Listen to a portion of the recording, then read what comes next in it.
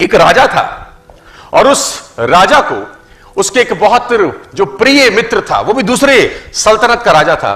तो दो राजा आपस में दोस्त थे। तो दूसरे राजा ने पहले अपने मित्र को तोहफे में कुछ दिया और वो तोहफा उसकी जिंदगी का सबसे महत्वपूर्ण तोहफा था, सबसे प्यारा तोहफा था।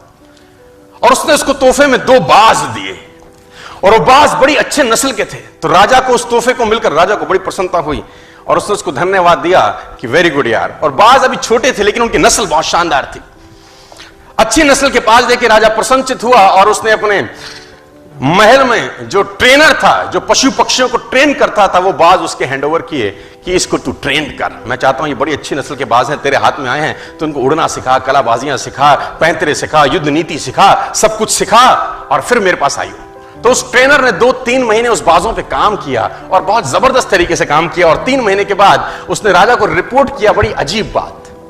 उसने राजा को कहा, राजा साहब, हालांकि आपने जो बाज दिए थे वो हैं तो बड़ी अच्छी नस्ल के, लेकिन एक प्रॉब्लम मुझको आ रहा है और मैं चाहता हूं आप उसको समाधान करिए। तो राजा ने बोला, प्रॉब्लम क्या है? उन्होंने बोला, एक बाज तो शानदार उड़ता है, मस्त उड़ता है, कलाबाजी भी करता है, जैसा सिखाता हूं वैसा सीखता है, एक साला उड़ता ही नहीं है, हालांकि दोनों अच्छी नस्ल के हैं। तो राजा ने बोला, प्रयास करो। उसने बोला, सर मैंने सारे प्रयास करके देख लिए, मुझको समझ नहीं आ रहा कि तकलीफ क्या है।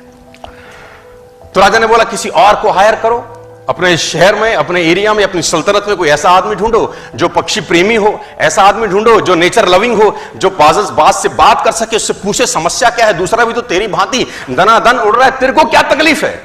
तो उसने बोला, राजा जी प्रयास करता हूं।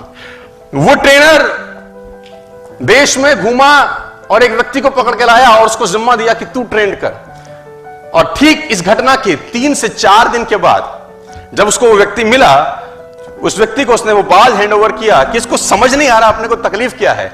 उसने बोला, इसको तो मैं उड़ा दूंगा। सिंपल सा ग्रामीण सा आदमी, किसान सा आदमी। अगले ही दिन राजा उन बाजों को देखने आया तो दोनों के दोनों मस्त उड़ रहे थे। राजा ने बोला कि ये कैसे चमत्कार किया? तो बोला, ये तो साधारण सा एक गांव वाला है, इसने कर दिया ये काम।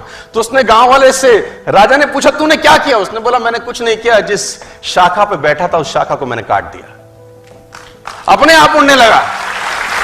I simply just cut the branch। तो कौन सी शाखा पे आप बैठे हो यार? तो मैं चाहता हूं उस शाखा को काटा जाए।